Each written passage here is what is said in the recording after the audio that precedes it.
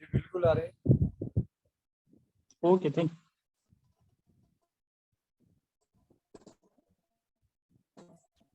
दिनचर्या अध्याय में आज दिन भर में क्या कैसे आपका आयुर्वेद के अनुसार दिनचर्या किस प्रकार रहनी चाहिए, इस पर चर्चा करना है। इससे पहले जान लें कि आयुर्वेद का प्रयोजन क्या है। तो प्रयोजन ये है कि आयुर्वेद कहता है कि स्वास्थ्य को बनाए रखना, यानी कोई व्यक्ति स्वस्थ है तो उसको उसके स्वास्थ्य को बनाए रखना बहुत जरूरी है, इसलिए उसके लिए उपाय करने चाहिए। दूसरा उपाय क्या होना चाहिए? नंबर 2, रोगी, मान लो कोई स्वस्थ व्यक्ति रोगी हो गया है तो रोगी के रोग को दूर करना, ये दूसरा प्रयोजन हो गया। इन दोनों प्रयोजनों की प्राप्ति हेतु तो आचार्यों ने दिनचर्या, ऋतुचर्या और रोगानुत्पादनीय अध्यायों की रचना की, जो अध्याय 2, 3, 4 के अंतर्गत क्रमशः वर्णित है, जिसको हम देखते हैं महर्षि वाग्भट ने अष्टांग हृदय में वर्णन किया है। बहुत बड़े बड़े अध्याय हैं, मैंने इसको बहुत शॉर्ट में करके उनके साथ चलेंगे तो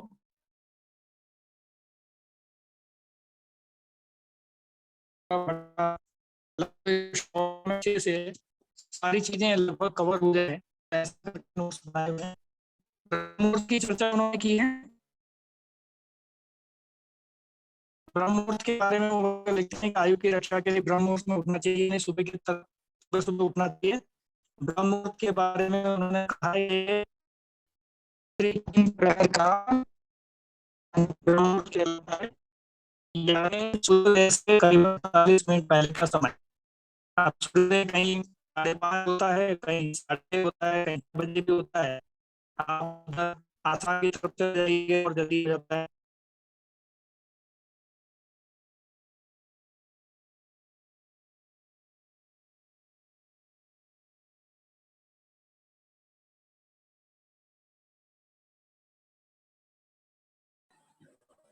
देश के अन्य हिस्सों में विभिन्न प्रकार से ब्रह्ममुहूर्त देखने को मिलता है।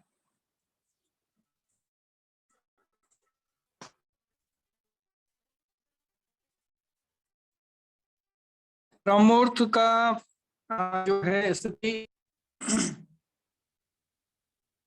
रात्रि के और दिन के 4 होते हैं। 3 घंटा मान लें, मान लो 12 घंटे का दिन है, तभी 11 घंटे का होगा तो आप उसमें 4 का भाग लगा लीजिए और फिर वापस से प्रथम प्रहर, द्वितीय प्रहर, चतुर्थ प्रहर को जानने के लिए फिर 4 का भाग लगा लीजिए। राइट, तो प्रहर क्या है?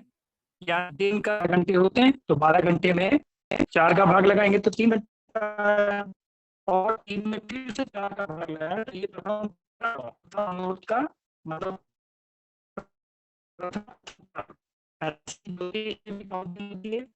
फल प्रतिफल इस प्रकार से चरण होते हैं, ताकि इस तरह की जो किलोमीटर से हमारे यहाँ चलते हैं, मिलीमीटर सेंटीमीटर से बड़ा फिर उसे तो मिली सेंटी डेसीमीटर देखा 1 किलोमीटर, यानी किलोमीटर सबसे बड़ा है हमारे इसमें, और मिली यानी सबसे छोटा। इसको एमएम में भी दिखाते हैं कई लोग।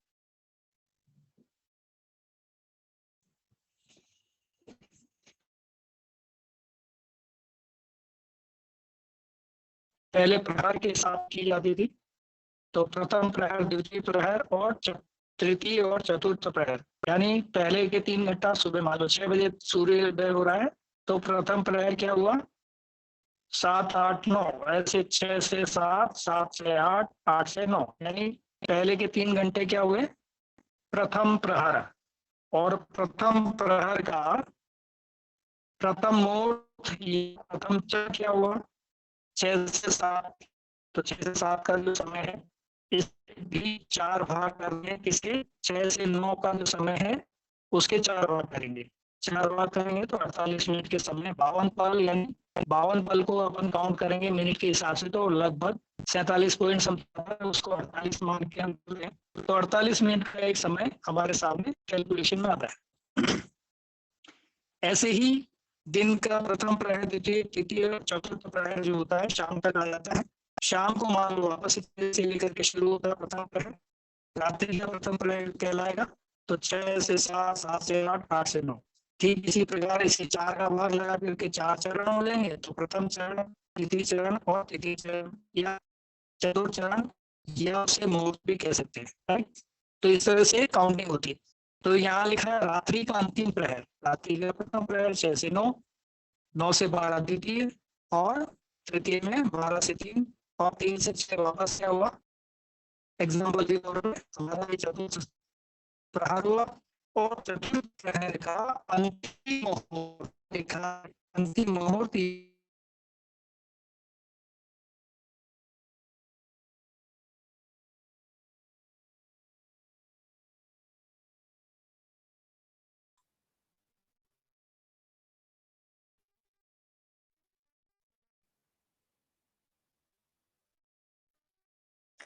अंतिम मुहूर्त या ये क्या कहलाएगा हमारा, ब्रह्मोत्सव कहलाएगा। रात्रि का अंतिम प्रहर, ये प्रहर के बारे में आपको समझ गया, चरण के बारे में समझ आ गया। तो सबसे पहले उनका कहना है, सबसे पहले 48 मिनट पहले, सूर्योदय 48 मिनट पहले के भी कई वो दिए हुए। तो हम दातुन में 12 जड़ी बूटियों के नाम आते हैं, जिनमें नीम, करंज, ये ऐसी कई और भी चीजें हैं जो इसमें आती हैं। नीम, बबूल, करंज, आपसे पूछा जाता है ना आपके पेस्ट में या आपके मंजन में बबूल है, नीम है, बस वही चीज है और कुछ नहीं है। उनको कहीं से पता लग गया कि भाई आपके यहाँ पर इस तरह से क्रम चलता है, तो उसी क्रम में वो लोग पढ़ रहे हैं आगे।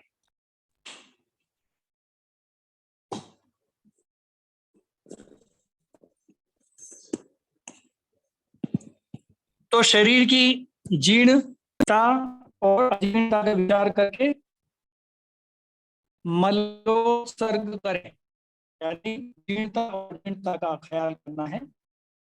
जीर्णता यानी जीर्ण का मतलब पाचन, और अलग जीर्ण का मतलब इंडाइजेशन हो गया, पाचन का मतलब डाइजेशन।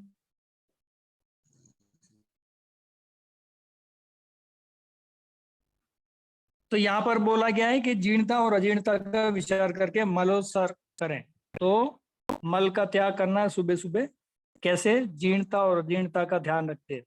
यदि आपको अजीर्णता की बीमारी है, यानी इंडाइजेशन की प्रॉब्लम है, तो पानी वानी का सिस्टम भी आपको ध्यान रखना पड़ेगा। जीर्णता यानी आपका पानी अच्छे से, मतलब खाना वाना अच्छे से पच जाता है जिन लोगों को, इसका मतलब उनकी अग्नि अच्छी है। अग्नि अच्छी है इसका मतलब जल्दी जैसे उनको भूख लग जाएगी, यानी वो पित्त प्रकृति की श्रेणी में आ जाएंगे, राइट। तो वात वालों को वैसे भी क्या होता है कि बहुत जल्दी और कभी देर से भोजन का पाचन होता है, और उनकी सारी क्रियाएं अनियमित रहती हैं। जैसे बात कभी अनियमित रहता है, अभी तूफान आएगा, आंधी तूफान आएगा, और बाद में जाकर के एकदम हवा शांत हो गई, ऐसा देखने को मिलता है प्रकृति में। वैसे ही उन लोगों की स्थिति है, यानी भूख लगेगी तो वो 4 चपाती भी खा जाएंगे, नहीं लगेगी तो 1 चपाती भी खा करके उड़ सकते हैं, राइट। तो हम उनसे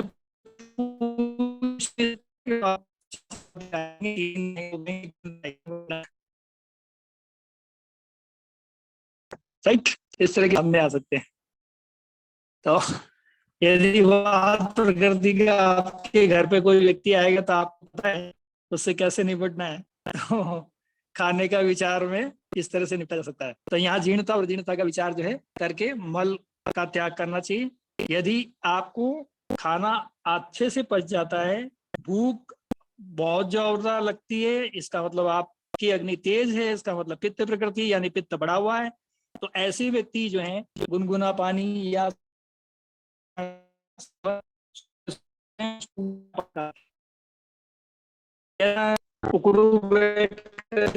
पीना है, तो घूट घूट करके पीना है, लार में मिक्स करके पीना है। ऐसे नहीं कि सीधे उठाया बॉटल शुरू हो गया, भाई दैट इज रॉन्ग। ये तरीका एकदम गलत है। तरीका हमको वही बैठ करके पीना है, लार के अंदर मिक्स करके पीना है। भले 1 गिलास पियो, 2 गिलास पियो, 4 गिलास पियो, उससे कोई वो नहीं है। लेकिन आपको जीर्णता का और अजीर्णता का ध्यान रखते हुए ही उषापान करना है। किसी यूट्यूबर या किसी के कहने में कि भाई आयुर्वेद में लिखा है, भैया लिखा है तो बता दो, कहीं लिखा है तो हमने तो पढ़ा, राइट, आपने तो कहीं लिखा हुआ सुना होगा शायद, राइट। तो हमको केवल अपनी स्थिति देखनी है, बीमार नहीं पड़ना है। ऐसे ही कफ प्रकृति वाले को क्या है, प्यास कम लगती है, तो वो व्यक्ति क्या खाना भी धीरे से उसका पाचन होता है, धीरे से होता है, सारी क्रियाएं उसकी धीमी धीमी चलती हैं, खड़ा उठता उठता बैठता है, सब कुछ सारी प्रक्रियाएं उसकी ऐसी चलती हैं। कोई भी चीज उसको सिखाना हो तो वो देर से सीखता है, ये मैं आपको पहले ही बता चुका हूँ। कफ की वृत्ति क्या है, पित्त की वृत्ति क्या है, और वात के मानसिक और लक्षण और शारीरिक लक्षणों के बारे में हम जान चुके हैं, तो उसके आधार पर निर्णय करना होगा। तो इसलिए यहाँ पर लिखा हुआ है कि शरीर की जीर्णता और जीर्णता पर विचार करके मलोत्सर्ग करें। उसके बाद में दातून का इस्तेमाल करना है। अब दातून भी अपने हिसाब से इस्तेमाल करना है, राइट। दातून के लिए अब यहाँ पर दातून किस तरह का होना चाहिए, क्या व्यवस्था हो इसके लिए, कौन सी उंगली से करें नहीं करें। तो यदि आप कोई पाउडर वाउडर का इस्तेमाल कर रहे हैं दांत साफ करने के लिए, तो कनिष्ठिका उंगली के समान मोटी, कोई भी नीम की डंडी ले रहे हैं या कुछ ऐसा है, तो कनिष्ठिका उंगली यानी हर व्यक्ति की विशेष की, किसी की उंगली मोटी हो सकती है, किसी की पतली हो सकती है, लेकिन उसकी शरीर की अपनी उंगली के हिसाब से दातून का चयन करना चाहिए।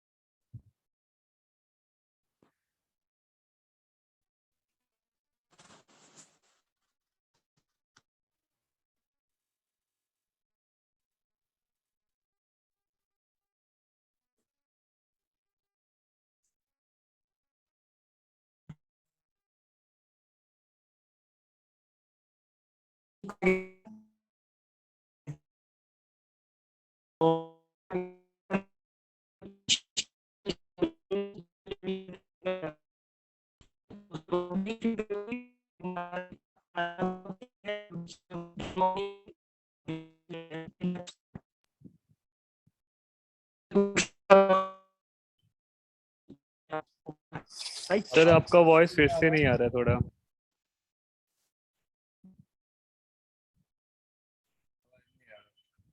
वो ब्रेक आउट हो गए।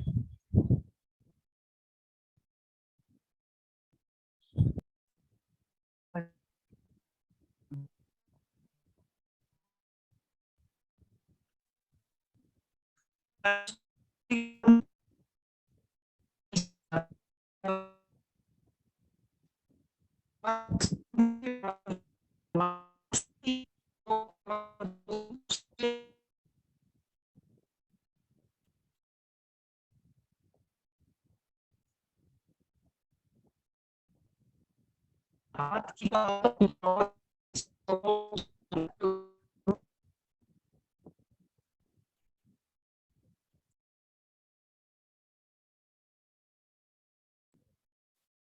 चार नहीं आ रही है, जा रही है। आज वो ऐसे कर रहा है। जहाँ पर है वहाँ नेटवर्क ठीक नहीं है।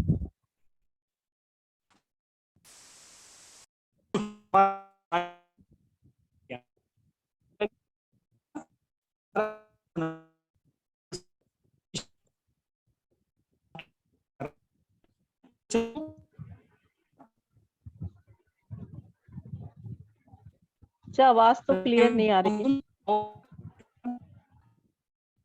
आवाज फिर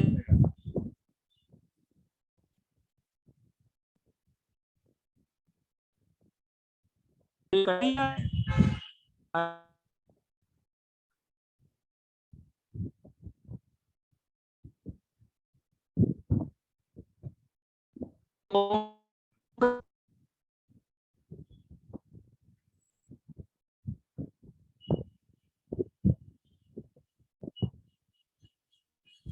आउट हो गया।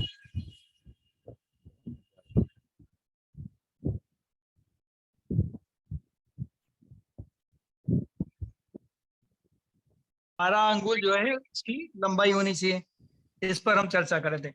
और अग्र भाग से कोमल होनी चाहिए, यानी वो सॉफ्ट होनी चाहिए।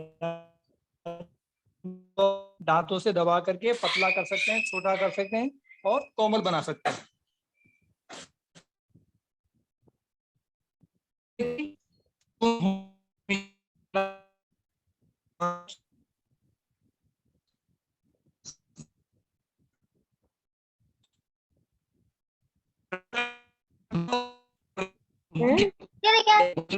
अरे अरे अरे मत कर फोन।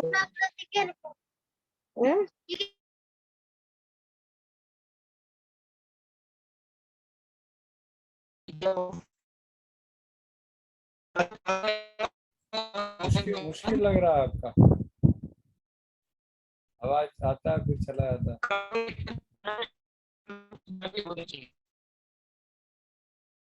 होनी चाहिए। कटु, तिक्त और कषाय, तीन रसों का इसमें सामंजस्य होना चाहिए। यानी आपको मैं रसों के बारे में जब बताऊंगा तो ये बताऊंगा कि तीन रसों में से ये बॉडी में क्लींजिंग थेरेपी का काम करता है।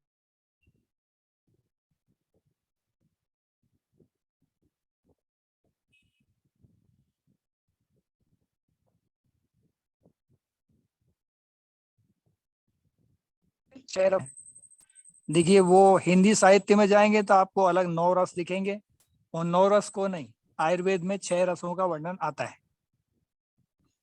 कटु, तिक्त और कषाय, यानी 6।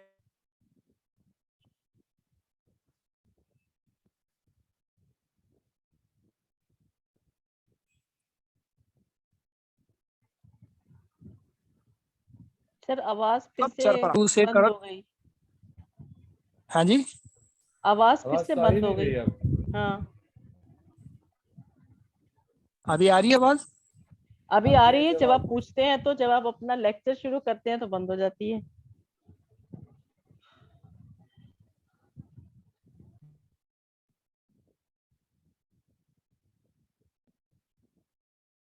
यानी कटु का मतलब यहाँ हुआ चरपरा, और तिक्त का मतलब होता है कड़वा।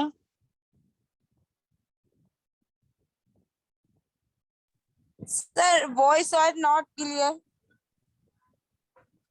अरे वो गंदा है, अभी भर रहे उसको। कषाय रस और धनिया की पत्ती जो होती है उसके अंदर भी ये पाया जाता है, राइट। ये कषाय रस जो है ये सब क्लींजिंग के काम करते हैं, कटु, तिक्त और कषाय, है ना।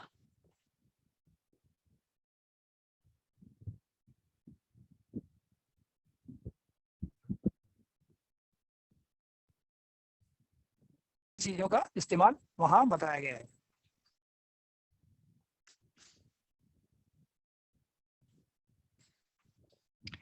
तो तीन रस जो होने चाहिए उसमें आवाज थोड़ी सी आती है फिर कट जाती है। कंटिन्यू कीजिए, देखते हैं।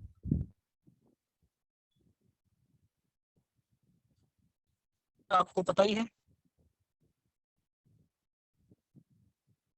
खदीर भी, नहीं है। अब खदीर आदिवटी की इस तरह की चीजें आती है ना बाजार में, दवाई का नाम आपने सुना होगा। आ रही है, आवाज आ रही है अभी, या दोबारा से रिपीट करूं?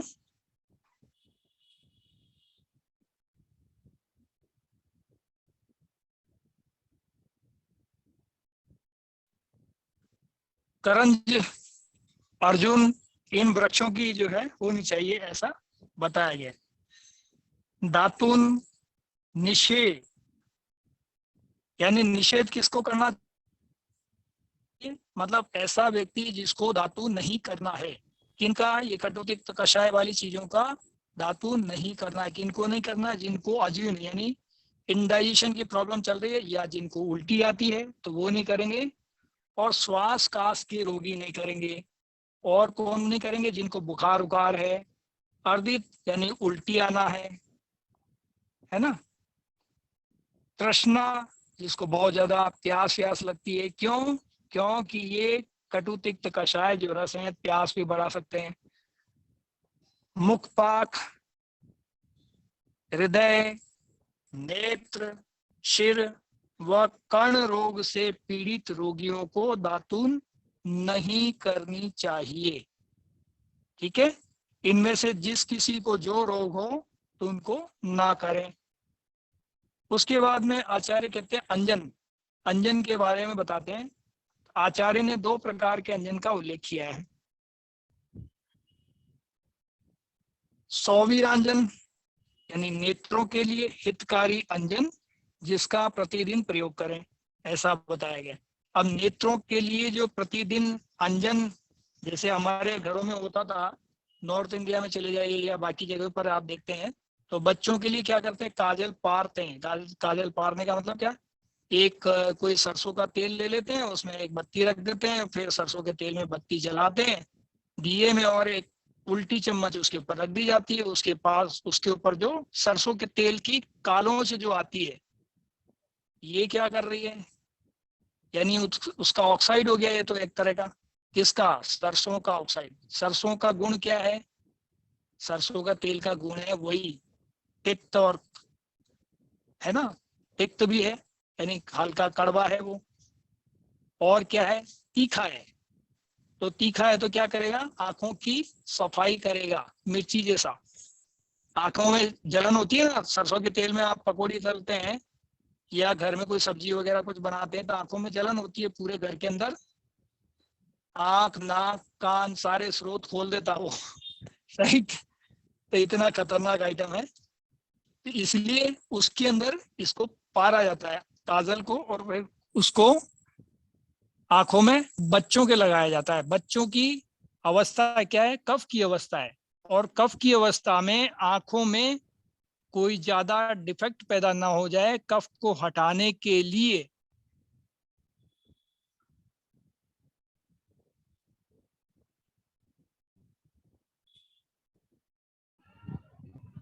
जाता है।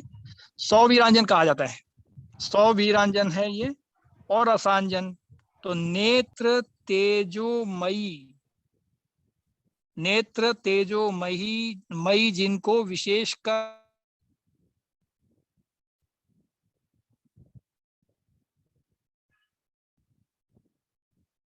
रसांजन आवाज का प्रयोग।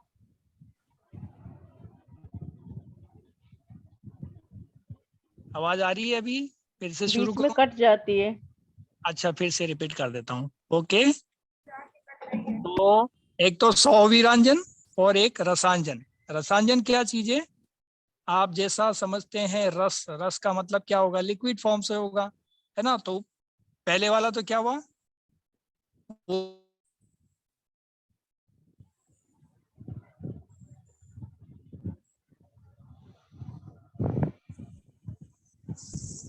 रस था, जिससे आंखों में दिन भर का गंदा मल जमा हुआ, कचरा पट्टी वो सब बाहर निकल जाए। क्योंकि कफ के ऊपर गंदगी जमा होने के कारण ही काला मोतिया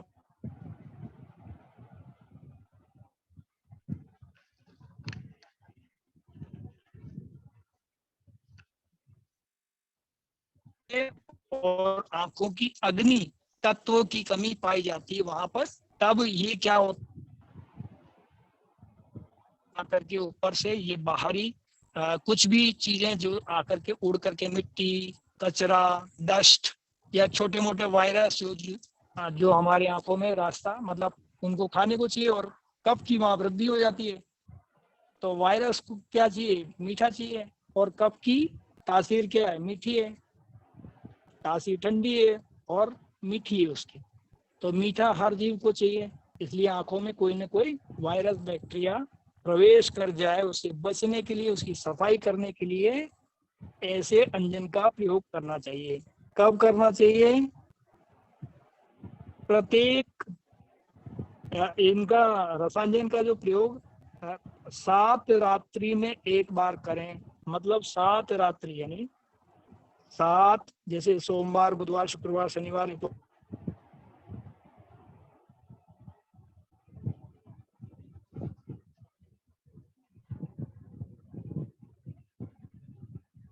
ताकि आंखों में जमा हुआ गंदगी साफ हो सके। तो पहले के लोग क्या करते थे, गुलाब जल और थोड़ा सा उसके अंदर गौमूत्र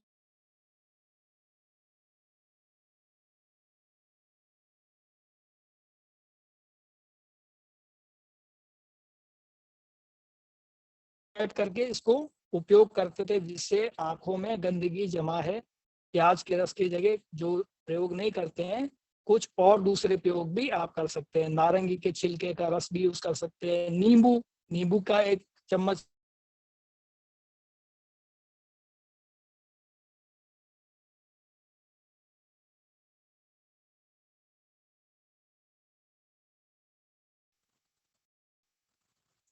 तो इस तरह से रसायनों का प्रयोग करते हैं 7 रात्रि में 1 बार, और सौविधांजन का प्रयोग करते हैं रोज नित्य प्रति। ये तो दिनचर्या में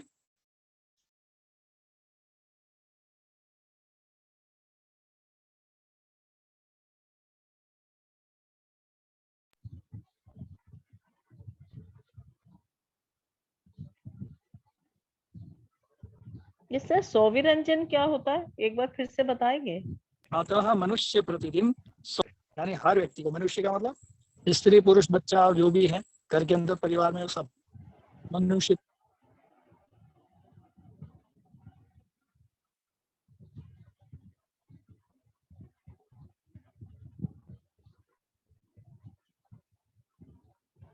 का हम पंचकर्मा भी नेक्स्ट वीक में शुरू कर देंगे, क्योंकि बेसिक आयुर्वेद के बाद ही आपको समझ में आने वाला है। क्योंकि बेसिक चीजें नहीं होंगी तो पंचकर्मा में तो सीधे विधियां चलेंगी। अब विधियों में करे या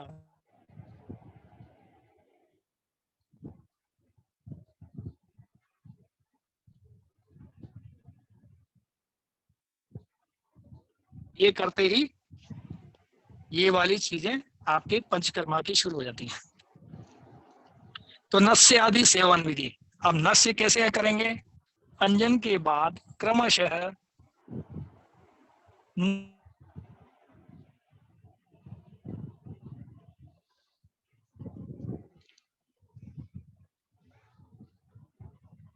धूम्रपान तांबुल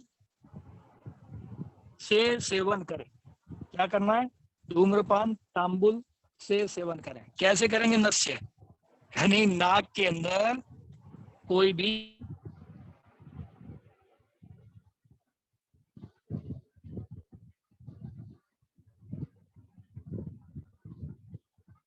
के बाद क्रमशः एक के बाद पहले नस्य करना। नस्य में क्या करना है? नादों कर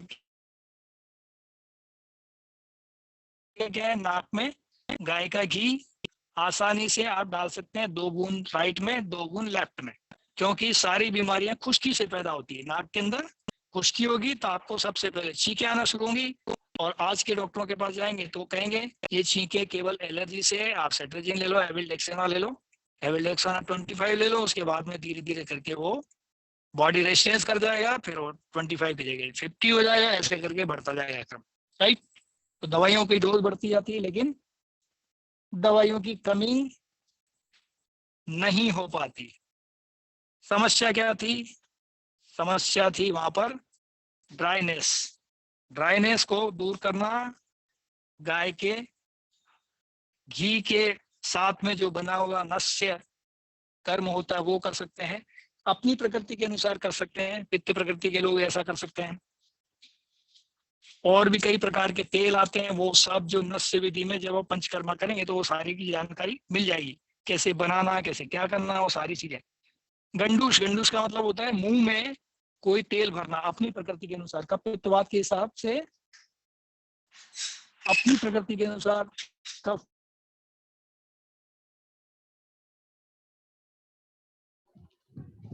सर आपकी आवाज बीच में बंद हो जाती है। तो प्रकृति के लोग हैं तो वो लोग क्या कर सकते हैं? नारियल का तेल, इस प्रकार की कई प्रकार से आप गंडूश कर सकते हो। मुंह में 10-15 मिनट या 20-25 मिनट आपको मुंह में रखना है और जीभ को हिलाना, घुमाना है, उसको तेल को दांतों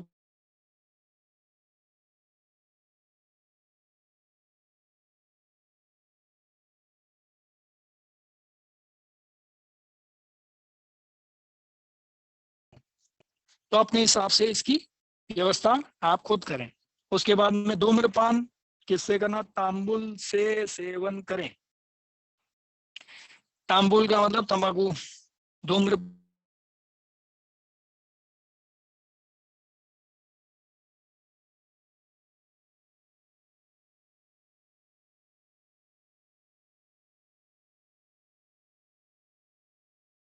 आवाज नहीं है,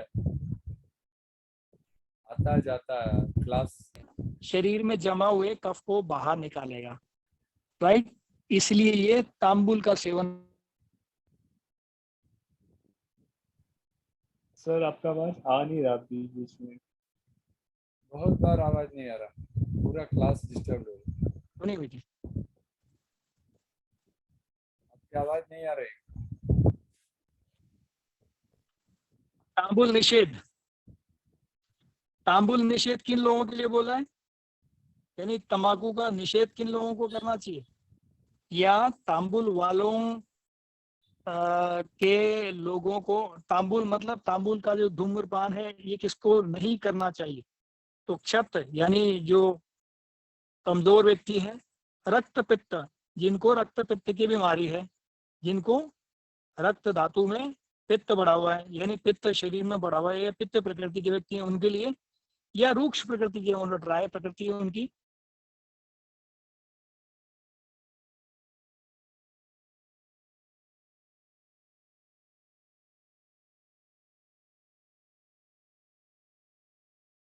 यानी शरीर में विष ज्यादा बढ़े हुए हैं। विष का मतलब ऐसे विष जिनसे, यानी ऐसे एलर्जी की शिकायत वाले व्यक्ति जिनको कहीं स्किन में खुजली,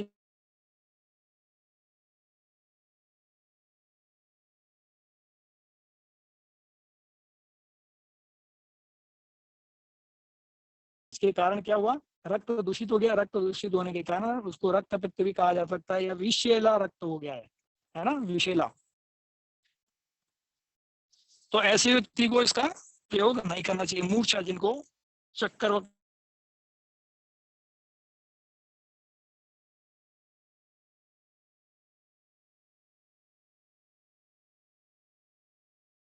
होगी। शोष का मतलब सूजन जिनके आओ शरीर में कहीं इन्फेक्शन वगैरह हो, इस टाइप के रोगियों को नहीं करना चाहिए। और मद, जो शराब वगैरह जो सेवन करते हैं, इस टाइप के लोगों को भी इसका प्रयोग नहीं करना चाहिए।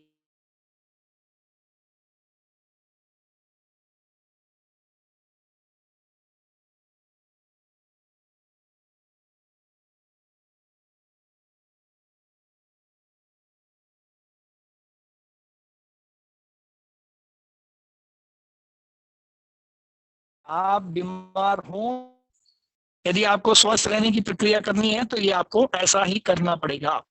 तो हमने पहले बता दिया आयुर्वेद का प्रयोजन क्या है। जो व्यक्ति स्वस्थ रहना चाहता है या स्वस्थ है, उसके स्वास्थ्य को बनाए रखना प्रयोजन है। और दूसरा प्रयोजन, जब अस्वस्थ हो जाता है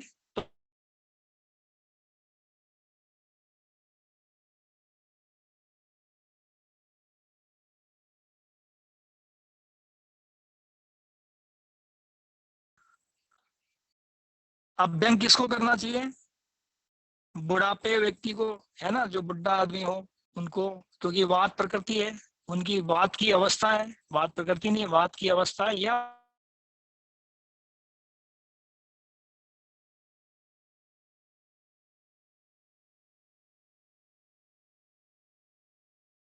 पैरों में हाथ पैर अच्छे से ऊंचे ऊंचे धो लो। उसके बाद में जब धूल मिट्टी के कारण पैरों से साफ हो जाते हैं, कहीं से थक कर के आए, तो आप रात को तेल की मालिश करके सो जाइए। पित्त प्रकृति के व्यक्ति गाय के घी का मालिश करके सो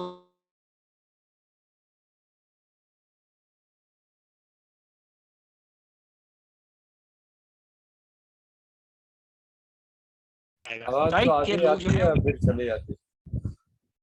अभी आ रही है आवाज? एक लाइन आता है फिर कट जाता है, पूरा आवाज आपका पूरा सेंटेंस भी नहीं क्लियर होता।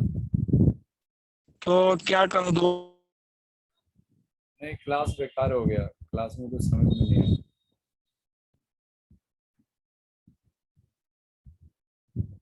इसका नेटवर्क का कुछ करना पड़ेगा।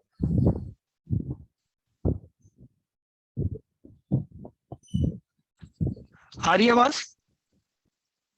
बस इतना ही आती है, आ रही आवाज जो पूछते हैं वही आता है।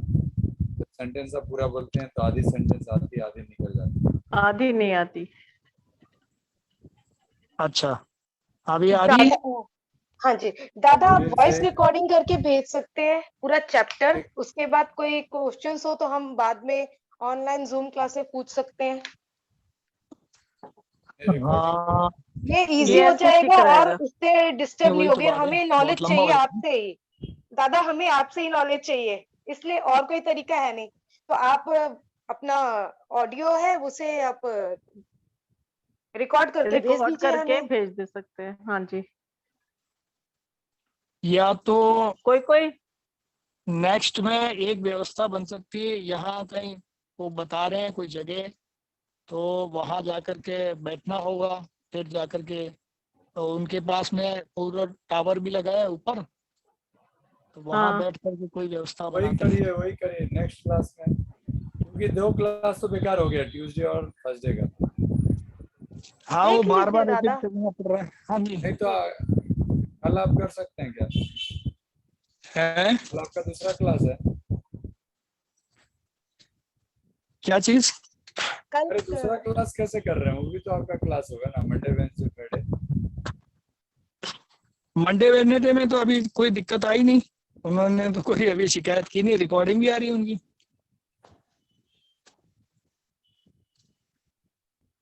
ये है एक ना, मिनट, हाँ। कभी कभी दिक्कत आ रही है। एक दिन उनका भी मिस हुआ है, लेकिन वो वापस रिपीट करके देना पड़ा वो दोबारा से। और अभी शाम तक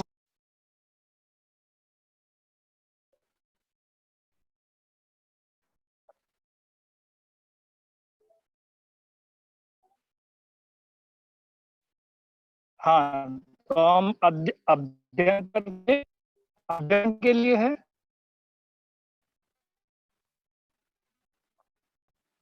अभ्यंग से बुढ़ापा, थकान और वात यानी वायु नष्ट होती है और दृष्टि निर्मल होती है। यानी दृष्टि निर्मल होती है। यदि आप गाय के घी से करते हैं तो ये दृष्टि प्रसादी कहलाता है, यानी दृष्टि को बढ़ाने वाला माना गया है। ठीक है, अभी अच्छी आवाज आ रही होगी। शरीर इससे पुष्ट होता है और आयु बढ़ती है, नींद वेरी गुड, अच्छी वेरी गुड, आती गुड है, साउंड। त्वचा निर्मल होती है, वह शरीर पुष्ट हो जाता है।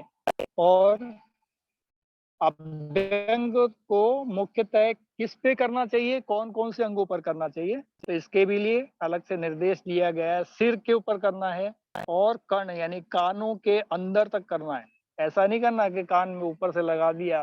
देखिए, कान के अंदर आज का विज्ञान बोलता है कुछ एक्यूप्रेशर पॉइंट हैं, कुछ मर्मा के पॉइंट हैं, है ना, कुछ न्यूरोथेरेपी के भी पॉइंट हैं उसके अंदर। तो आप क्या करेंगे, उसमें ऑल कान के अंदर से उंगली डाल के अच्छे से मालिश वालिश कर देंगे, तो क्या होगा, इससे ड्राइनेस बिल्कुल नहीं आएगी, नींद अच्छी आएगी।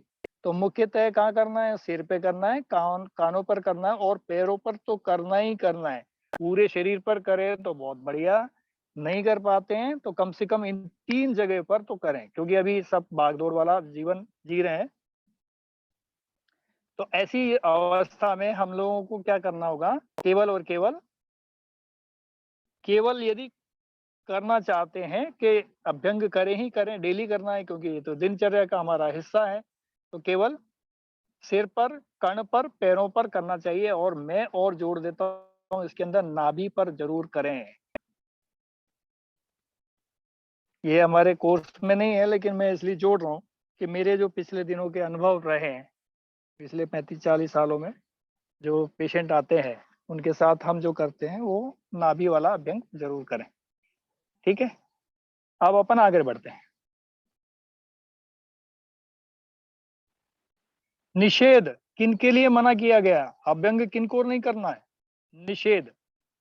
देखिए, किन को करना है वो तो है, लेकिन निषेध जिनको, जो बुढ़े व्यक्ति हैं, जिनको थकान है, वायु यानी वात उनके शरीर में बढ़ी हुई है, ऐसे लोग करेंगे, या वात प्रकृति के लोग हैं, उनके लिए बहुत बढ़िया अभ्यंग।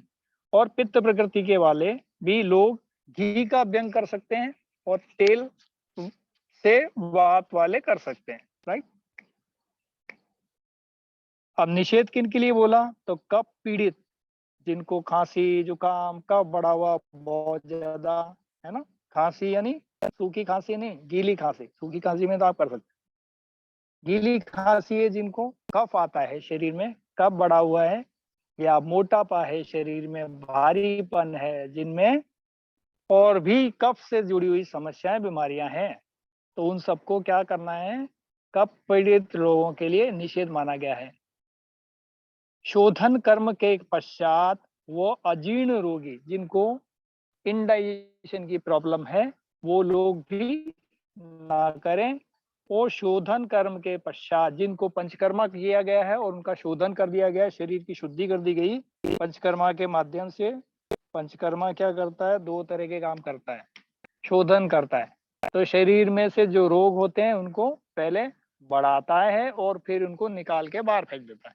यानी रोग जमे हुए हैं तो पहले उनको क्या करना है, पिघलाना है, पिघला करके उसको अपने कोशों में लाना है और फिर उसको बाहर निकाल के फेंक देना है, ठीक है। तो ये हुआ हमारा पंचकर्म। तो यहाँ पर दिया गया है कि ऐसे लोग जिनका पंचकर्म का हो चुका है, यानी जिनका शोधन कर्म हो चुका है, ऐसे लोगों को भी अभ्यंग नहीं करना। अब आगे आता है व्यायाम। व्यायाम के लिए और कैसे करना, ये भी एक प्रक्रिया बताई गई। तो व्यायाम से शरीर में क्या आता है, हल्कापन आता है, शरीर में जो भारीपन है वो थोड़ा सा हल्का हो जाता है। तो व्यायाम से क्या होता है, शरीर में हल्कापन आता है और कार्य सामर्थ्यता बढ़ती है, यानी काम करने की क्षमता बढ़ती है। आप ब्लड सर्कुलेशन आपका बढ़ेगा, उस तो काम के प्रति आपका उत्साह बढ़ेगा। नहीं तो आप व्यायाम नहीं करेंगे, ब्लड का सर्कुलेशन बढ़ेगा नहीं, तो बिल्कुल एक कोने में सुस्त की तरह बैठे रहेंगे, ब्लड का सर्कुलेशन भी नहीं है और बाकी बीमारियां भी आपको घेर लेंगी। तो आपको स्वस्थ रहना है तो थोड़ा बहुत व्यायाम करना है। व्यायाम का आशय यहाँ पर आयुर्वेद में क्या, योगा और प्राणायाम से है, राइट। व्यायाम का मतलब आपको जिम में नहीं जाना है, जिम उस समय था भी नहीं, हमारे पास व्यायाम के एक ही माध्यम है आयुर्वेद के दृष्टिकोण में, योग और प्राणायाम, नॉट योगा। योगा तो ये पश्चिम की सभ्यता का हिस्सा है, तो योगा आजकल लोग कर रहे हैं, हमको करना है योग, योगा नहीं करना है।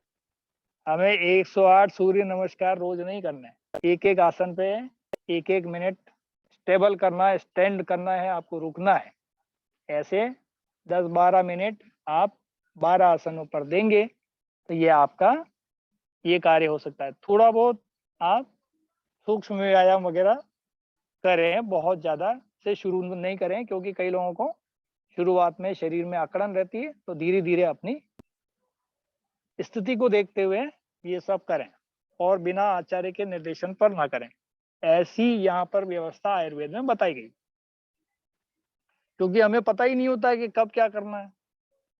तो आचार्यों का मतलब ये है, वो लोग देखिए, आचार्य और गुरु में यही फर्क है।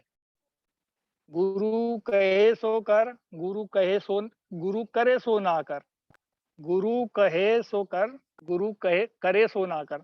यानी गुरु कर रहा है कि आराम से सो रहा है, वो 12 बजे उठ रहा है, उस पे मत जाओ। गुरु कह रहा है, वो गुरु माँ है। आचार्य आचरण पे पूरा खरा उतरता है। आचार्य जो आचरण, जो इस विषय का आचार्य है, उसके वो आचरण को जीता है, वो उसको जीवन शैली का उसका हिस्सा है। तो इसलिए आचरण जो है आचार्य से सीखे जा सकते हैं। गुरु केवल आपको अंधकार से प्रकाश का रास्ता दे सकता है, विषय का जानकारी तो दे सकता है, लेकिन आचरण जो है आपको कौन कराता है, आचार्य कराता है, क्योंकि वो खुद करके बताता है। तो गुरु और आचार्य में ये शब्द का फर्क है, ठीक है। गुरु आपको अंधकार से प्रकाश की ओर लाने का एक रास्ता दिखाता है, चलना आपका काम है, लेकिन आचरण करके आचार्य ही बताता है कि देखो मैंने करके बताया, अब आप मेरे साथ करो। ये फर्क है गुरु और आचार्य में। तो इनकी पहचान भी आपको समझ में आ गई कि गुरु का महत्व संसार में क्या है, और गुरु माँ है आपके समाज में, गुरु माँ है ना। यानी मातृत्व भाव रखता है।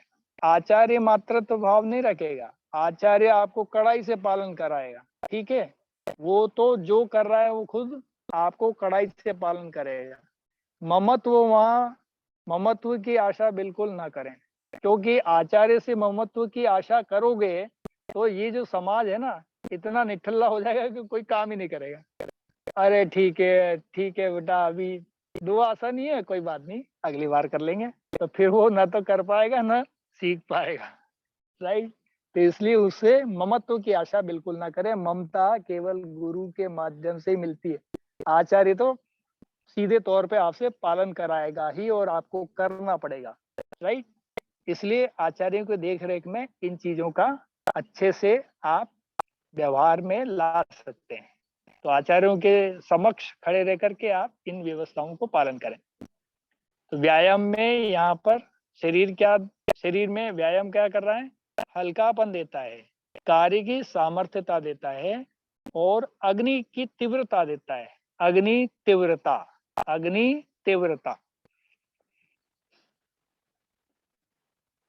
तो अग्नि की क्या देता है? ये तीव्रता देता है, यानी आपको भूख बढ़ेगी, है ना। जैसे अग्निसार क्रिया करते हैं हम लोग, तो ऐसे करके ये सारी भूख बढ़ाने के क्रम है। आपका ब्लड का सर्कुलेशन बढ़ेगा तो खून का जो दौरा तेज होगा तो क्या होगा? आंतों की तरफ ब्लड जाएगा, पेट की तरफ ब्लड जाएगा, तो सारे शरीर का, तो वहां पर जो पाचन क्रिया है, उनके रस वस ये सारी क्रियाएं अच्छे से चलेंगी। मेदनाश, यानी आपका मोटापा थोड़ा सा कम करेगा। शरीर में भारीपन है, मोटापा है ना, इसको कम करेगा, कफ को कम करेगा, राइट। तो शरीर के अंग दृढ़ हो जाते हैं, यानी सक्षम होते हैं हर कार्य के लिए, मजबूती से काम करने के लिए। इसलिए आचार्यों की शरण में रहना श्रेष्ठ है, राइट। तो व्यायाम के दृष्टिकोण से हमको शरीर में हल्कापन मिलता है, कार्य में सामर्थ्यता मिलती है, अग्नि तीव्रता, मेदनाश यानी मोटापा में कमी, बीमारियों में भी छुटकारा, क्योंकि मोटापा बीमारियों की जननी है। आगे आप देखेंगे कि मोटापा या पतला दोनों में से कौन अच्छा, वो भी हम जानेंगे आगे, राइट। तो आयुर्वेद का दृष्टिकोण उसमें क्या है, कैसे है, वो भी जानकारी मिलेगी। तो शरीर के अंग इससे मजबूत होते हैं, हम कार्य करने के लिए सक्षम होते हैं, हर कार्य करने के लिए हम सक्षम होते हैं। बलवान व स्निग्ध भोजन करने वाले को अर्ध शक्ति से व्यायाम करना बताया है। क्या? जो बलवान है ना, बलवान का मतलब जो 100 दंड बैठक लगा सकता है, तो उसको क्या कहा गया है? अर्ध शक्ति व्यायाम करना, यानी जितनी क्षमता है उससे आधी शक्ति का व्यायाम उसको क्षीण कर लो, है ना। वह स्निग्ध भोजन करने वाले को अर्ध शक्ति व्यायाम, स्निग्ध यानी जैसे घी का, कुछ लोग कहते बोलते थे ना, हमारे दादाजी परदादाजी, एक पाव भर घी करके पी करके और वो दंड बैठक लगा कर पच्चा डालते थे, खत्म, पसीने में निकाल देते, राइट। तो वो एनर्जी के कारण। तो आजकल जो है हम कुछ तो करते नहीं है, तो जो इतना करते हैं, इसलिए उन्होंने एक व्यवस्था बना दी कि बलवान और स्निग्ध भोजन, यानी ऐसे चिकने कोई लड्डू वड्डू खा लिया है, दाल बाटी जम के घी में चूर करके खा लिए, उसको पचाने के लिए क्या करना होगा? अर्ध शक्ति व्यायाम करना होगा। यानी अर्ध शक्ति यानी शरीर की क्षमता जितनी है उससे आधा अर्ध शक्ति व्यायाम करना बताया गया है। शीतकाल व बसंत काल में अर्ध शक्ति से व अन्य ऋतुओं में इससे भी कम करना चाहिए, ऐसा बताया है, राइट। क्यों भाई? शीतकाल वो बसंत ऋतु में अर्ध शक्ति से व्यायाम करना चाहिए, यानी हमारे शरीर की 100% की क्षमता है, तो उसकी जो 50% जो है एनर्जी को हमको कंज्यूम कर लेना चाहिए इससे व्यायाम से, ताकि शरीर के अंगों में ब्लड का सर्कुलेशन ठेठ तक बराबर जाए, ताकि सारे अंग अच्छे से काम कर सकें, राइट, इसलिए बताया गया है। और अन्य ऋतुओं में, इन ऋतुओं के अलावा कौन कौन सी, शीतकाल यानी सर्दी के दिनों में और बसंत ऋतु में, इस समय हमारे ब्लड का सर्कुलेशन ऑलरेडी कम होता है, तो उसको बढ़ाने के लिए व्यायाम जरूरी है। और अन्य ऋतुओं में हमारा जो है इतना ब्लड सर्कुलेशन कम नहीं होता, उसमें ब्लड सर्कुलेशन अच्छा चलता रहता है, तो उसमें ज्यादा व्यायाम नहीं भी करेंगे तब भी चलेगा, ऐसा बताया गया, राइट। तो अर्ध शक्ति व अन्य ऋतुओं में इससे भी कम करना चाहिए। यहाँ तक कि कई आचार्यों ने अपनी अपनी दिनचर्याओं में यहाँ तक बताया है कि यदि कांख में, कांख यानी अंडर आर्म, जिन लोगों को अंडर आर्म में पसीना आ जाए उनको व्यायाम बस हो गया, राइट। इसका मतलब क्या, कांख में तभी पसीना आ सकता है जब आपका ब्लड का सर्कुलेशन अच्छा चल रहा हो, उसी को कांख में पसीना आता है। कुछ लोगों को देखा होगा आपने, अंडर आर्म में एकदम गीला गीला रहता है, कपड़े देखोगे, इसका मतलब ये है कि उनका ब्लड सर्कुलेशन अच्छा काम कर रहा है। जरूरी नहीं है कि बहुत अच्छा बाकी पूरे शरीर में भी काम कर रहा होगा, ये उस क्षेत्र में बढ़िया काम कर रहा है, ये एक पहचान है ना। कफ का क्षेत्र है ना, ऊपर हार्ट के ऊपर का जो है एरिया, कफ का क्षेत्र आ जाता है, तो ऊपरी क्षेत्रों में यानी कफ जमने ना पाए ऐसी अवस्था को रोकने के लिए आपको अर्धशक्ति व्यायाम करना चाहिए, ऐसा बिल्कुल साफ साफ लिखा है।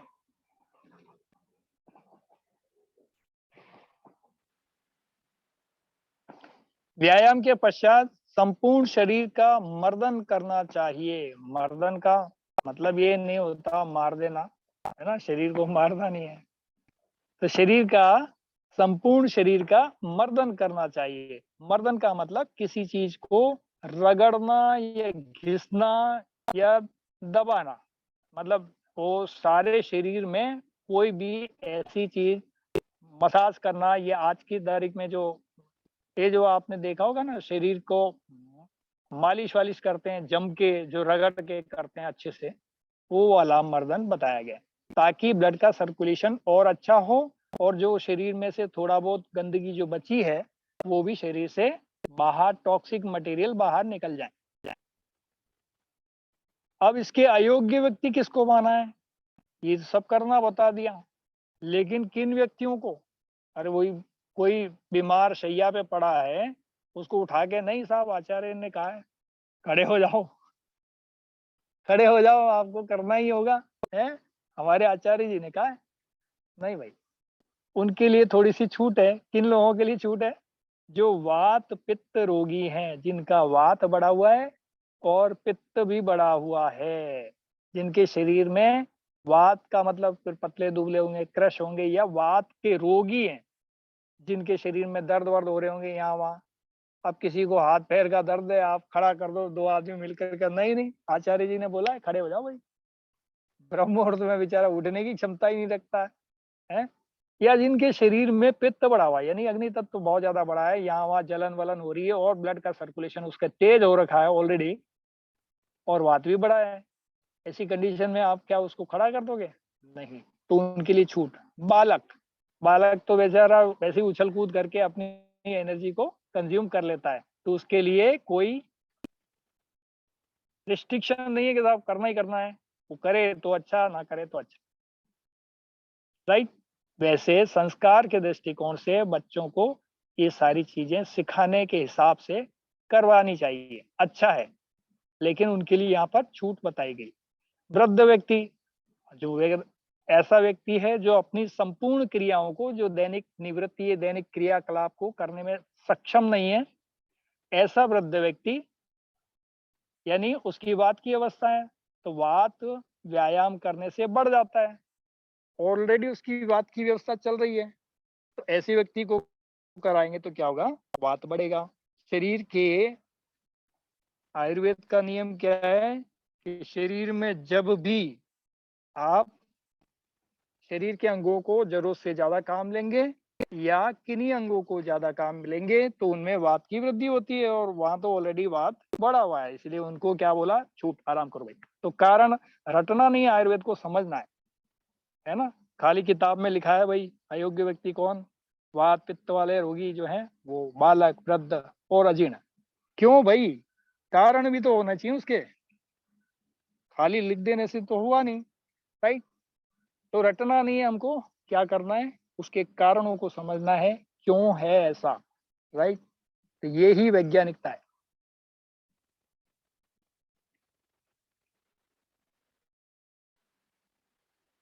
तो और क्या, वृद्ध व्यक्ति और अजीर्ण पीड़ितों, अजीर्ण, अजीर्ण, अजीर्ण का मतलब, जीर्ण का मतलब भोजन अच्छे से पचता हो, जिसको, जिसकी अग्नि बहुत अच्छी है, ये तो हुआ जीर्ण। और अजीर्ण क्या हुआ, इनडाइजेशन, जिनका भोजन अच्छे से नहीं पचता हो, खाना पचता ही नहीं हो ऑलरेडी। तो क्या हो रहा है, यानी खाना पचाने के लिए उसको शरीर की, देखिए हम जो खाना खाते हैं, हमारी 75, आज का आधुनिक विज्ञान जो बोलता है हमारे शरीर के 75 ऊर्जा का इस्तेमाल भोजन को पचाने में होता है। लगभग 75% ऊर्जा का इस्तेमाल जो हम खाना खा रहे होते हैं उसको पचाने में होता है, राइट। और 25% से बाकी शरीर चल रहा होता है। तो हमारी जो ऊर्जा है उसका 75% तो हमारा खाना पचाने में लग गया। तो ऑलरेडी आपको इंडाइजेशन की प्रॉब्लम चल रही है, और ऐसे व्यक्ति को ऊर्जा कहाँ चाहिए, खाना पचाने में, और आप उसको व्यायाम करने में खर्च कर दोगे तो खाना पचेगा क्या, आप कहोगे नहीं पचेगा भाई। तो नहीं पचेगा, तो ऐसे व्यक्ति को ये सब नहीं करना, राइट। पहले उसको अपने भोजन के पाचन क्रिया को दुरुस्त करने के लिए व्यवस्था करने की आवश्यकता है, राइट।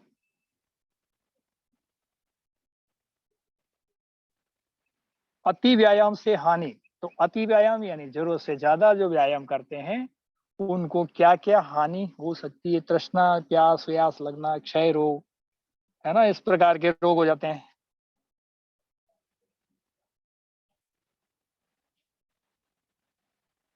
प्रथमक श्वास, जो बहुत सांस चलती है ना बहुत जोर जोर से कई लोगों को, ऐसे बीमारी। रक्त पित्त की बीमारी हो सकती है, नाक में नक्सी वक्सी आ जाएगी ज्यादा, बहुत ज्यादा। यदि आप व्यायाम करेंगे तो क्या होगा, ब्लड का सर्कुलेशन बढ़ जाएगा, सर्कुलेशन बढ़ जाएगा तो जहां पर भी नाड़ियां, नाड़ियां आपकी कमजोर होंगी, वहां से ब्लड का सर्कुलेशन बढ़ने से फट करके ब्लड शरीर में बाहर निकल सकता है।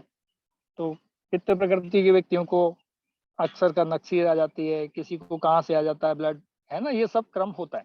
जिसका ब्लड पतला है उनको भी दिक्कत रहती है। तो रक्त पित्त की बीमारी, राइट। थकान, जिसको थकान बहुत ज्यादा है उसके लिए भी अति व्यायाम से हानि हो सकता है। क्लम, ये सारी चीजें, कास, जिसको खांसी, अब थोड़ा सा व्यायाम करे बेचारा खांसने लग जाता है। अब आप कहोगे नहीं साहब करो ही करो, बेचारा हाथ पैर हिलाए तो खांसी आ जाती है। क्यों, क्योंकि सांस तेज हो जाती है उससे। सांस तेज हो जाती है तो सांस की नली में इतनी जगह ही नहीं है कि बहुत ज्यादा लंबी वो सांस को रख सके इकट्ठा करके, तो उसको थोड़ा सा लंबी सांस लेते ही खांसी आ जाती है। तो ऐसे को अति व्यायाम से हानि हो सकती है। ज्वर, जिसको बुखार आ रखा है, वमन रोगी, जिसको उल्टियां वगैरह होती हैं, ऐसे जो है स्थिति में क्या करना है, नहीं करना है, अति व्यायाम नहीं करना। आगे बढ़ते हैं। उद्वर्तन, उद्वर्तन, यहाँ उद्वर्तन के बारे में बताया 7 नंबर पे, यानी कषाय आदि चूर्ण, कषाय रस का चूर्ण क्या हो सकता है, आपके फिटकरी वगैरह हो सकती है। कल्प से शरीर का मर्दन करना, उद्वर्तन से कफ का नाश, पेट का विलयन, अंगों की स्थिरता होती है। वह त्वचा का प्रसादन करने में श्रेष्ठ है। कैसे? देखिए उद्वर्तन क्या है पहले तो ये समझो। उद्वर्तन वो क्रिया है जिसमें आयुर्वेद के दृष्टिकोण से कषाय रस का जो चूर्ण होता है, चूर्ण या लेप जो भी हो, आप शरीर के ऊपर क्या करते हैं? मर्दन यानी उसका मसाज करते हैं, मालिश करते हैं, राइट? ये उद्वर्तन हो गया एक तरह का, ठीक है। तो उद्वर्तन से क्या होगा? उद्वर्तन से कफ का नाश होगा, कफ का नाश होगा। तो कषाय जो रस है ये क्या करता है? उद्वर्तन इसका करेंगे तो कफ का नाश होगा। आपको पता है कि कुछ लोगों को गले में कफ जमा हो जाए तो कभी कभी क्या करते हैं? नमक के पानी के गरारे करते हैं, फिर भी नहीं जाता तो क्या करते हैं? उसमें थोड़ी सी एक चुटकी फिटकरी मिला लेते हैं। फिटकरी क्या करता है? मैल को फाड़ देता है, जमे हुए मैल को क्या करता है? फाड़ देता है। तो फिटकरी क्या है? कषाय रस है। धनिए का पत्ती का पानी, उसमें भी कषाय रस है ना। तो ये इस तरह से क्या चीज है? कषाय रस। कषाय रस क्या कर रहा है? चाहे वो रस में हो या चूर्ण में हो, यदि आपको बॉडी में से कफ बढ़ा है यानी मोटापा बढ़ा है, फैट बढ़ा है, तो उसको हटाना है तो क्या करोगे? आपको एक टिप्स दे देता हूँ। जिनकी टमी बड़ी बड़ी है, मोटा पेट है ना, जो सेठ हैं बड़े मोटे पेट वाले राइट, अभी तो आजकल सभी की हालत ऐसी हो रही है, राइट? क्योंकि कुछ काम दाम कुछ है नहीं, या तो कंप्यूटर, लैपटॉप, इसी में दुनिया सिमट के रह गई है। तो बस खाओ, बैठे रहो, या फिर लेट नाइट खाओ तो कमर का कमरा हो जाता है? तो ऐसे कमरा को कम करना हो तो क्या करो? चने और जौ, उसमें थोड़ा सा फिटकरी मिला लो या फिर त्रिफला का चूर्ण मिला लो, है ना, जो भी मिल जाए, कषाय रस जिसमें हो ऐसी चीजें मिला लो और पेट के ऊपर घिसना चालू कर दो। या जहां कहीं भी आपके फैट जमा है ना, उस जगह पर आप घिसोगे तो थोड़ी देर में थोड़ा सा अंदर से फैट और जो गंदगी बॉडी के अंदर जमा है उसको ये बाहर निकाल देगा। किसी को पीसीओडी वगैरह भी है महिलाओं को, तो वो भी ये कार्य कर सकते हैं। उस जगह पर घिसाई करेंगे तो ये अंदर के जमे गंदगी को बाहर निकालने का काम करेगा। प्लस पेट का जो चर्बी है उसको भी, कमर को कमरा होने से बचाएगा, और जिनके कमरा हो गया है उसको वापस अच्छी कमर देने का कार्य कर सकता है। ऐसे ही अंडर आर्म में वो लटकन हो जाती है, ऐसे ही ब्रेस्ट में हो जाती है। आप इस तरह से सारे क्रम करके अपने को स्वस्थ या फिट रख सकते हैं, राइट? तो ये कषाय रस जो है, कषाय रस आपके चीजों को कसने का काम करता है। स्तन लटक गए हैं, कोई बात नहीं, कषाय रस का लेप कर दो वहां पर, धीरे धीरे वो कसने लगेंगे, टाइट हो जाएंगे, राइट, यानी फिट हो जाएंगे। टाइट का मतलब ऐसे नहीं कि हथौड़ा वथौड़ा बन जाएगा, है वो नहीं, यानी फिट हो जाएंगे। जो लटकन हो रही है उसमें थोड़ी सी आपको कमी फील होगी, मतलब अच्छा सा आप ठीक फिट और अच्छे दिखेंगे। किसी का पेट लटक रहा है तो ये भी, कूल्हे पे जो चर्बी आ गई तो वो भी, ये सब क्रम जो है हम करके ठीक कर सकते हैं। दिनचर्या अध्याय में यही सारी चीजें बताई गई कि हम कैसे अपने को स्वस्थ रखें, राइट? तो कषाय आदि चूर्ण, कषाय से शरीर का मर्दन करना बताया गया है, मर्दन आपको समझ गया है। उद्वर्तन यानी उसको रगड़ना, उद्वर्तन से क्या हो रहा है?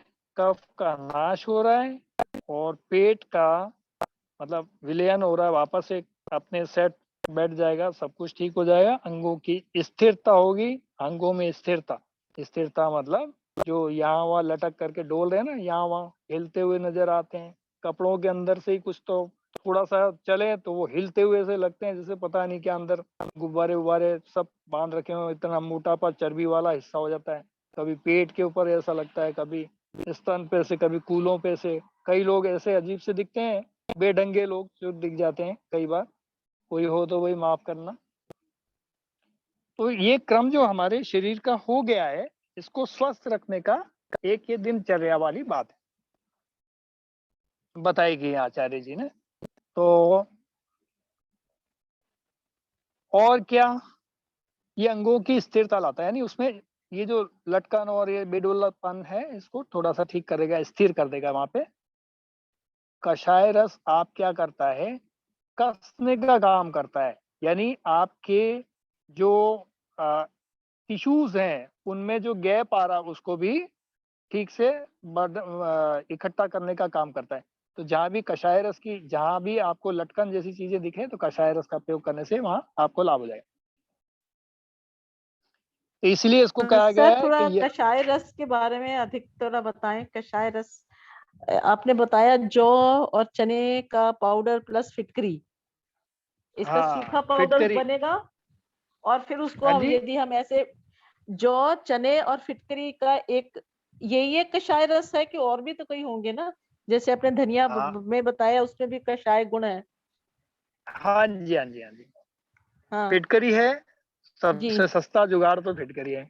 उसके बाद जी, में आपको धनिया की अंदर मिल जाएगा, और भी कषाय मतलब रस की धनिया कई धनिया पाउडर चीजें सूखा मिलती पाउडर, हैं। आपका कहने का मतलब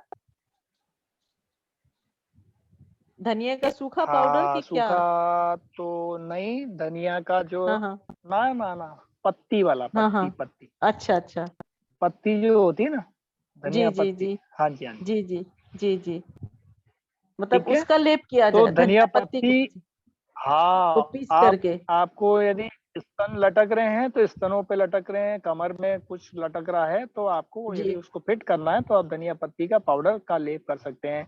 और जी बढ़िया जी, करना है तो आप मुल्तानी मिट्टी में ये धनिए का रस मिला लो, धनिए की चटनी और मुल्तानी मिट्टी को घिस करके वहां लगा लो, देखो अच्छा स्किन अच्छा, में भी चमक आ जाएगी, मजा आ जाएगा।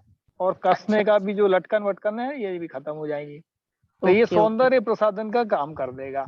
स्किन जी चेहरे जी की लटक रही है, अब उम्र के साथ साथ बहुत कुछ हो जी, जाता है कईयों का। तो हम्म, चेहरे पे लटकन जो दिखती है, कई बार बेढंगा सा चेहरा दिखता है, शरीर जी दिखता है, तो वहां पर भी जी, आप सौंदर्य प्रसाधन में भी इसका यूज कर सकते हो।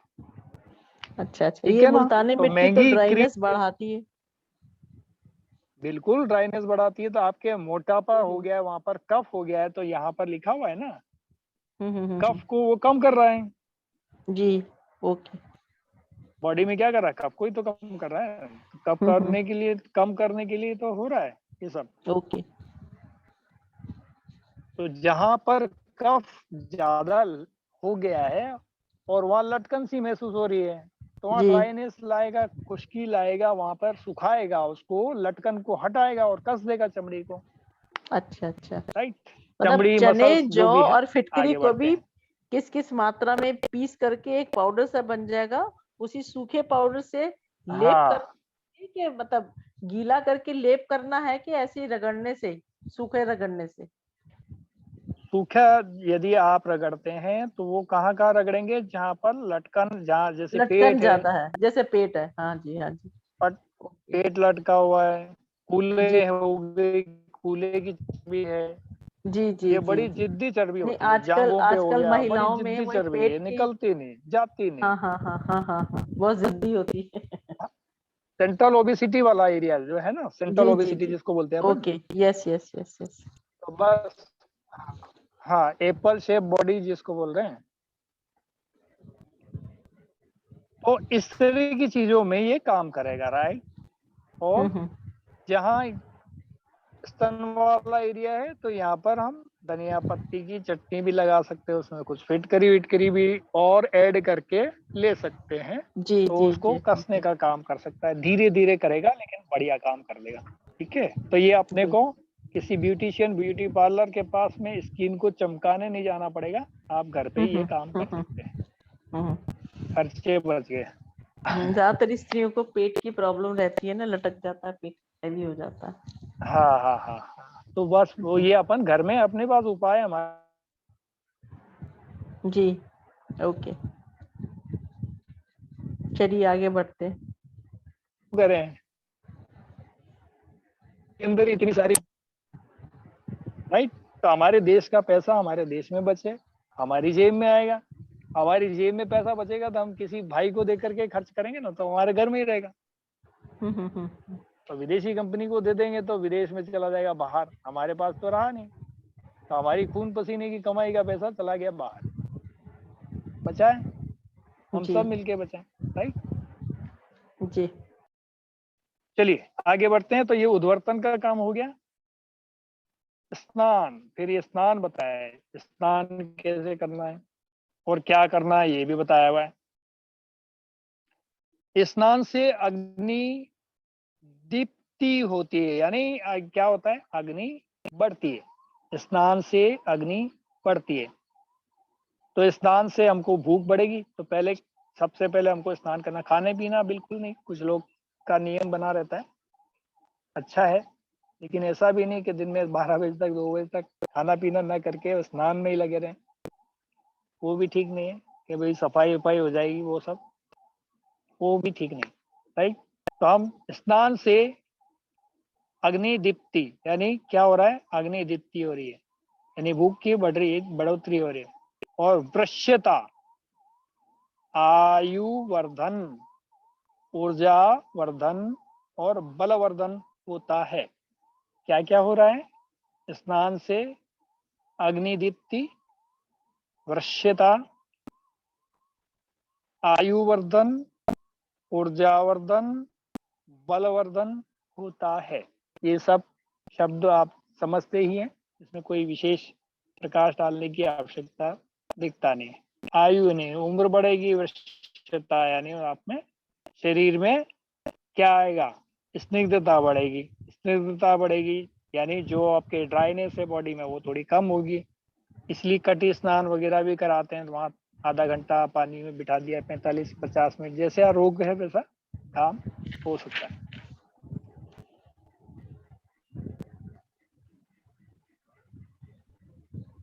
यह कंडू, मल, थकान, स्वेद, तंद्रा, प्यास, दाह व पाप को नाश करने वाला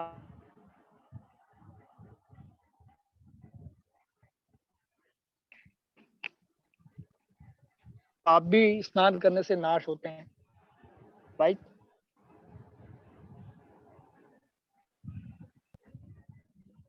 अब एक एक करके समझते हैं उसमें।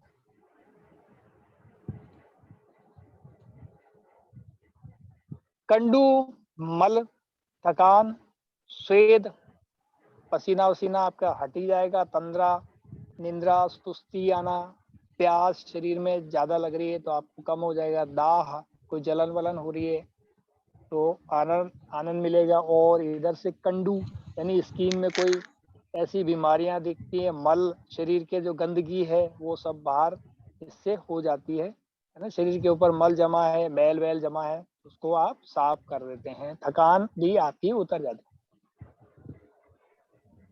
स्वेद, पसीना, तंद्रा ये सब जो है ठीक होता है। यहाँ एक सेंटेंस पे आपका गौर ज्यादा हुआ होगा, जिसपे विषय आया है पाप को नाश करने वाला। अब वैज्ञानिक युग में पाप और पुण्य और इसकी परिभाषा करने जाओ तो बड़ा खतरनाक हो जाता है।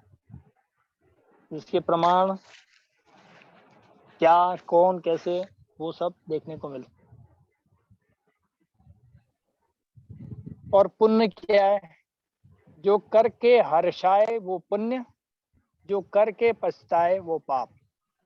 शॉर्ट में एक सेंटेंस में, क्योंकि मैं दर्शन शास्त्र को मैंने कई बार अलग अलग तरीके से, बाइबल को भी पढ़ा, कुरान शरीफ को भी पढ़ा, हमारे अपने ग्रंथ तो बचपन से मुझे पढ़ने को मिले, संतों महंतों के परिवार में पैदा हुआ, जो मिला वो तो पढ़ाई गुरुजनों का आशीष से।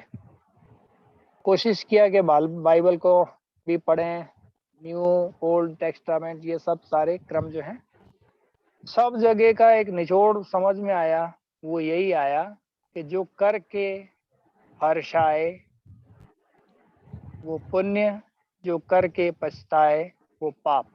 किसी अंधे को सड़क पार करा के आपको अच्छी नींद आ सकती है, किसी के लिए कुछ अच्छा करके आपको खुशी हो सकती है, लेकिन ऐसा कोई देवतुल्य, क्योंकि भारत की भूमि देवतुल्य भूमि है, यहाँ पर कोई भी ऐसा व्यक्ति नहीं, बहुत कम है, मुट्ठी पर कुछ नजर आते होंगे आपको, जो किसी को ठोक पीट के खुश होते होंगे, वो किसी वृत्ति में लिप्त होते हैं, जिस कारण से ये सब क्रम दिखते हैं। तो यहाँ लिखा हुआ है पाप, है ना। तो दही तो अभी जो जमाया है ना आज, तो वो तो सुबह खत्म हो, ताजा दही मंगा के बांधोगे, तो अभी भी दही खाने की कह रही थी उनका। दही बनी होगी ना, बन वहीं गई, पे हाँ। रुकिए जरा। कोई बात नहीं, हम सबको भी भेज दीजिए एक एक कटोरा दही, हम सब खा लेते हैं।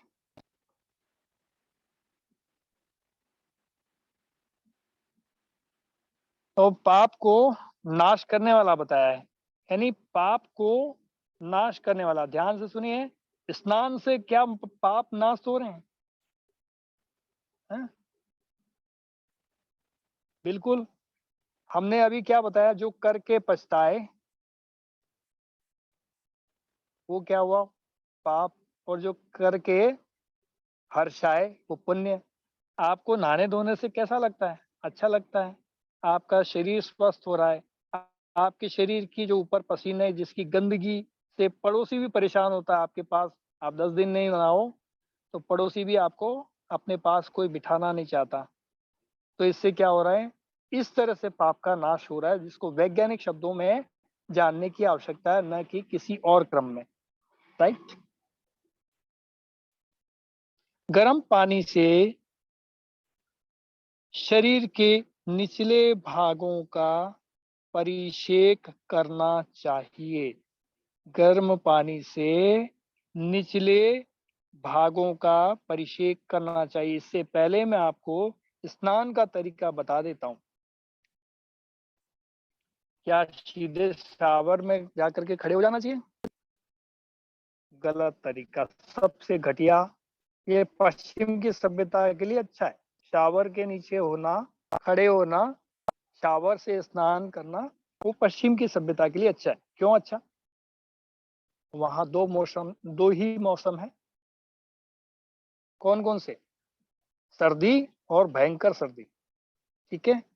तो सर्दी में वहां गर्म रखने के लिए घरों को वो लोग हीटर का प्रयोग, कांच के घर, कांच के शेड पूरे लगा के रखते हैं। बाथरूम में भी वही होता है ना।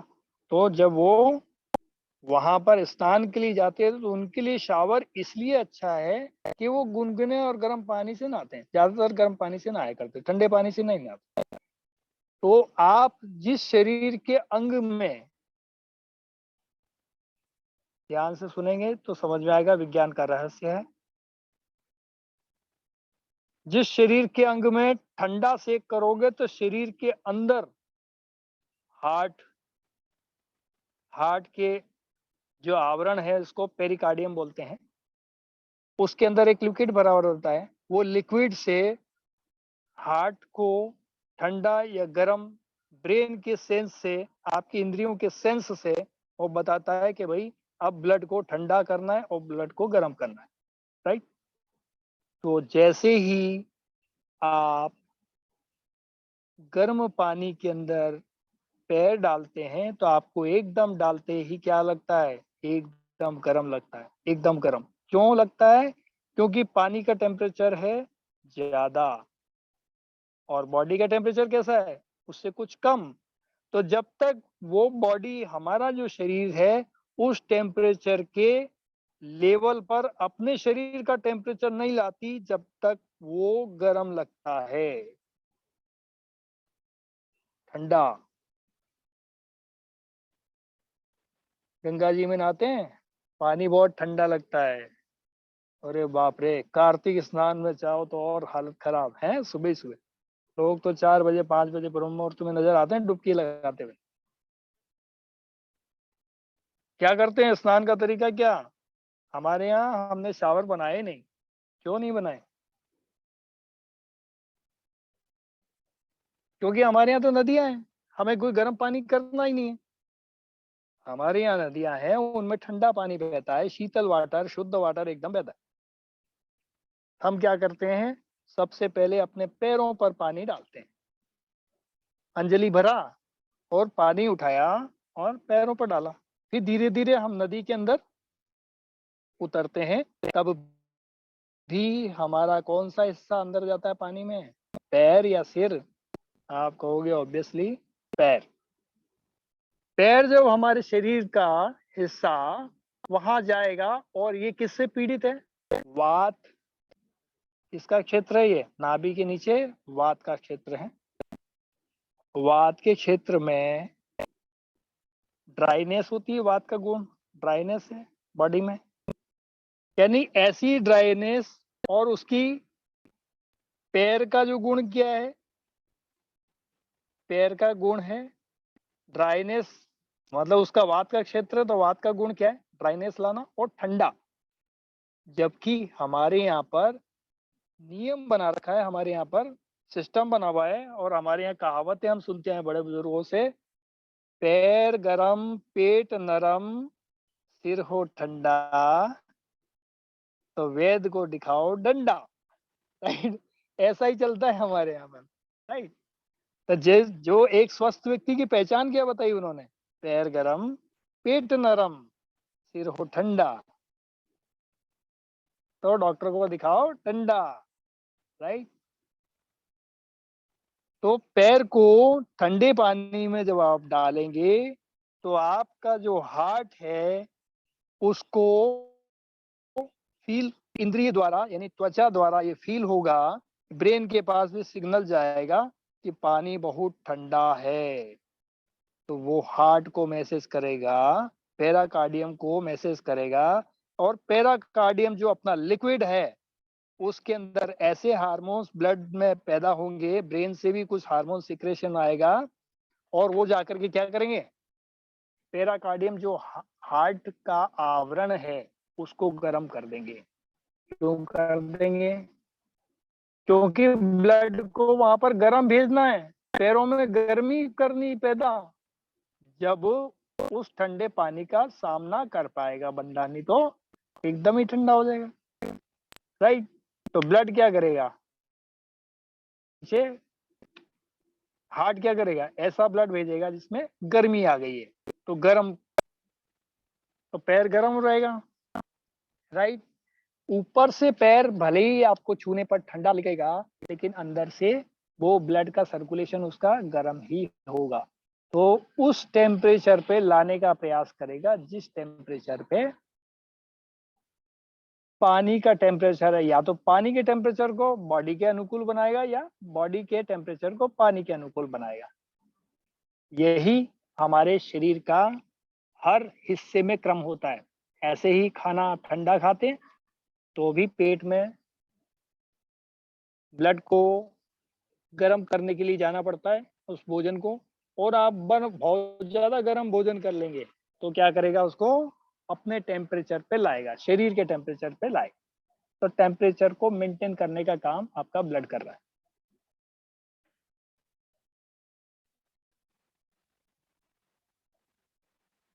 तो स्नान के लिए यहाँ पर क्या बताया? अग्निदीप्त, यानी जब आप स्नान कर लेते हैं तो क्या होगा? ऐसे ही अग्निदीप्त, यानी अग्नि शरीर में अंदर, ये बाहर से आपको ठंडा मिलेगा तो अंदर क्या होगा? गर्मी आएगी, अग्नि तत्व बढ़ेगा। अग्नि तत्व बढ़ेगा तो भूख लगेगी ना, स्वाभाविक है। भूख लगेगी तो आप खाना वाना भी खाओगे, खाना भी अच्छे से पचेगा तो आयु भी बढ़ेगी, ऊर्जा भी बढ़ेगी, ऊर्जावान भी बनेंगे, बलवान भी बनेंगे। ठीक है, ये सारा क्रम एक दूसरे पर जुड़ा है, आश्रित है।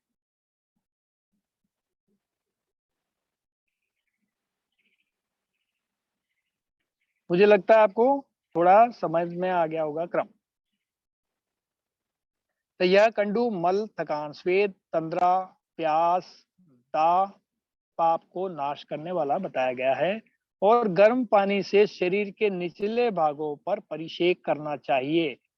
जब भी आप बाहर से आते हैं, थकान हो जाती है, शरीर में वात की वृद्धि हो जाती है। जब आप लंबा किसी अपने पैरों को ज्यादा काम में लेते हैं, एक तो वात का क्षेत्र है ही, और जब इस अंग को चलते हैं, मूवमेंट करते हैं, खड़े रहते हैं एक जगह पर, तो इस अंग को ज्यादा काम में लेते हैं। आयुर्वेद का नियम क्या है?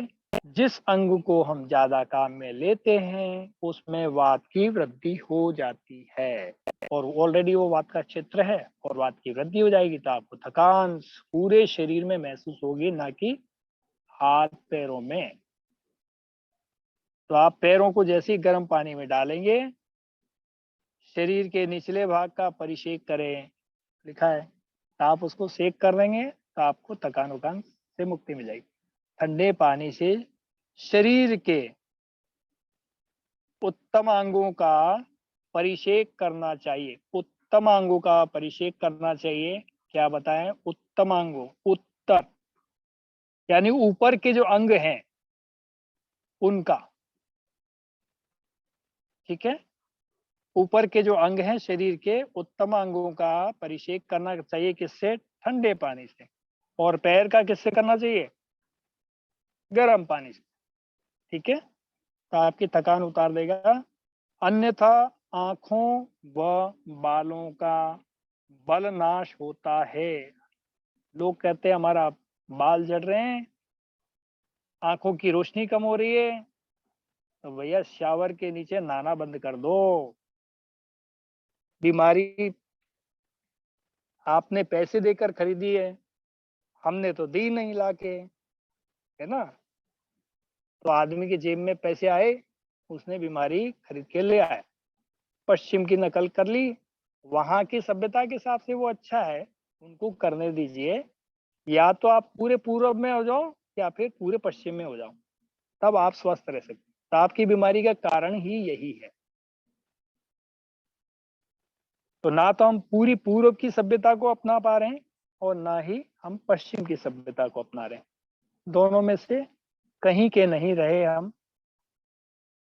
त्रिशंकु बने हुए हैं, ना आसमान पे, कहते ना आसमान से गिरे खजूर पे अटके, तभी हमारी स्थिति वही। इसलिए हम अस्वस्थ नजर आते। स्नान निषेध किन लोगों के लिए मना है? स्नान नहीं करना है। अर्दित, नेत्र रोग, कर्ण रोग, जिनको कान के रोग हैं, मुख रोग। अब कान में किसी की कोई दिक्कत है तो पानी वानी चला गया तो और दिक्कत हो जाएगा, है ना।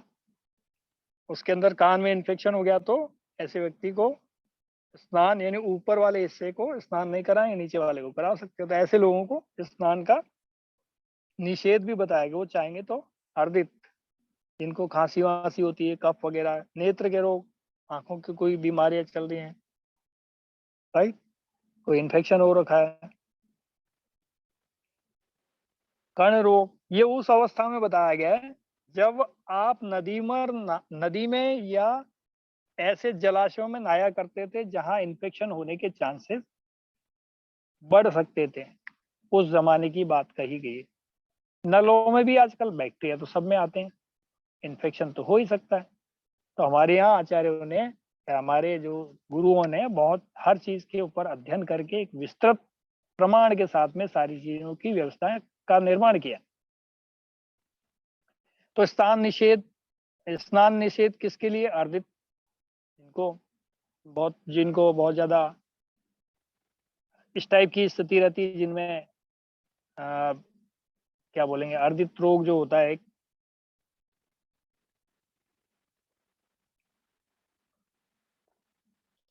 सर्दी खांसी, इस टाइप के रोगों में आप बोल सकते हैं इसको। और नेत्र से जुड़े हुए, कानों से जुड़े हुए, मुख रोग, मुंह के जो रोग हैं जिसमें इन्फेक्शन हो रखा, अतिसार, दस्त वगैरह लगे हैं तो उनको नहीं, है ना। अतिसार में और क्या है? अद्यमान, पीनस, अजीर्ण, इस टाइप के लोग जो हैं उनको भी नहीं करना चाहिए। इंडाइजेशन हो रखा है जिनका, पेट का सिस्टम बिगड़ा हुआ है, पीनस यानी मस्से वगैरह कुछ हो गए हैं ऐसा। भोजन पश्चात शीघ्र, खाना खाने के बाद कभी भी नहीं नहाना। ठीक, तेज स्थान के बारे में हमने अभी जाना। मुझे लगता है शायद समय हो गया होगा, तो हम इस क्रम को अगली बार और अच्छे से बढ़ाने का प्रयास करेंगे। लगभग 10 बज चुके हैं, पता ही नहीं पड़ा कि कब 10 बज गया।